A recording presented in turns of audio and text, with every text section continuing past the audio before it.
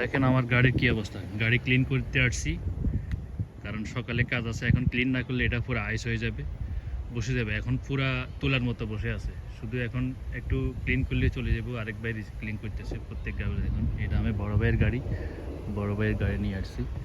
দেখেন কি অবস্থা, পুরা মাঠ ঘিরে গেছে গা, আইস জমে গেছে গা। এখন এগুলো নরম, তুল তুলে দেখেন, এখন তুল তুলে এগুলা কালকে সব শক্ত হয়ে যাবে গা, শক্ত হয়ে যাবে গা। প্রত্যেক গাড়ি ঢুকে আছে কীভাবে দেখেন।